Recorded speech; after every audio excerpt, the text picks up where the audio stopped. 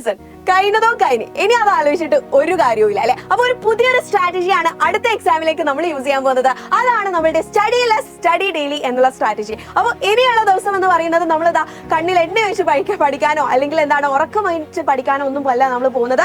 നമ്മൾ കുറഞ്ഞ സമയം കൊണ്ട് ഏറ്റവും ബെറ്റർ ആയിട്ട് ഏറ്റവും നല്ല രീതിയിലാണ് പഠിക്കാൻ പോകുന്നത്. അതായത് ബേസിക്കലി നമ്മൾ കൺസിസ്റ്റന്റ് ആവുക എന്നുള്ളതിലാണ് കാര്യം. അല്ലാതെ എല്ലാ ദിവസവും ഉറക്കം വഹിച്ച് പഠിച്ചത് കൊണ്ട് നിങ്ങൾക്ക് ഒരിക്കലും ഒരു ടോപ്പർ ആവാൻ പറ്റുമെന്ന് ഉറപ്പില്ല. ഓക്കെ, പക്ഷേ ഏറ്റവും ഇവിടെ മാറ്റർ ആയിട്ട് വരുന്ന കാര്യം എന്താണെന്ന് പറഞ്ഞാൽ കൺസിസ്റ്റൻസിയാണ്. നിങ്ങൾ കേട്ടിട്ടുണ്ടാവില്ലേ, consistency is a key to success എന്നൊക്കെ ഒരുപാട് ഡയലോഗ്സ് കൺസിസ്റ്റൻസിനെ കുറിച്ച് പറയുന്നുണ്ട്.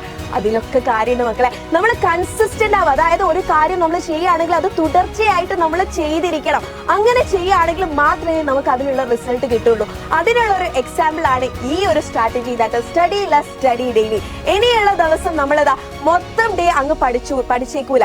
നമ്മൾ എന്താ ചെയ്യാൻ പോകുന്നത്, ചുരുങ്ങിയ സമയം കൊണ്ട് ഏറ്റവും ബെസ്റ്റ് ആയിട്ടുള്ള രീതിയിലാണ് പഠിക്കാൻ പോകുന്നത്. അതായത് നിങ്ങൾക്ക് എന്ത് ചെയ്യാം, ഒരു ദിവസം ഒരു 2.5 hours അത്ര മതി, അത്ര മാത്രം നിങ്ങൾ പഠിച്ചാൽ മതി. ഇപ്പൊ സ്കൂൾ കഴിഞ്ഞിട്ടാണെങ്കിൽ നിങ്ങൾക്ക് എന്ത് ചെയ്യാം, രാത്രി ഒരു 1.5 മണിക്കൂർ അത്ര പോയാൽ മതി. ഇനി രാവിലെ ഒരു 1/2 മണിക്കൂർ 1 മണിക്കൂർ അത്ര മാത്രം നിങ്ങൾ പഠിച്ചാൽ മതി.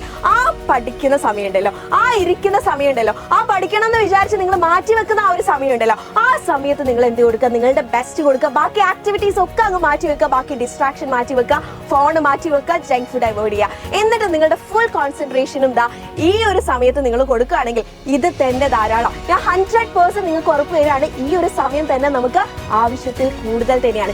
ഈ സമയത്ത് തന്നെ നിങ്ങൾക്ക് നിങ്ങളുടെ ഹോംവർക്സും തീർക്കാം, നിങ്ങൾക്ക് ഓരോ ദിവസം പറഞ്ഞ പോർഷൻസും നിങ്ങൾക്ക് പഠിച്ചെടുക്കാൻ പറ്റും. ഓക്കെ, അപ്പൊ ഇനി മുതൽ നമ്മൾ ഫോളോ ചെയ്യാൻ പോകുന്ന സ്ട്രാറ്റജി എന്ന് പറയുന്നത് വളരെ സിമ്പിൾ ആണ്.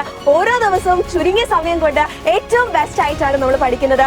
ഇതിന്റെ ബെറ്റർ റിസൾട്ട് നിങ്ങൾക്ക് വരുന്ന ക്രിസ്മസ് എക്സാമിന് കാണാനും പറ്റും. ഓക്കെ, അപ്പൊ ഈ ഒരു ചാലഞ്ചിന് നിങ്ങൾ റെഡി ആണെങ്കിൽ താഴെ കമന്റ് ബോക്സിൽ ചാലഞ്ച് അക്സെപ്റ്റഡ് എന്ന് കമന്റ് ചെയ്യാം.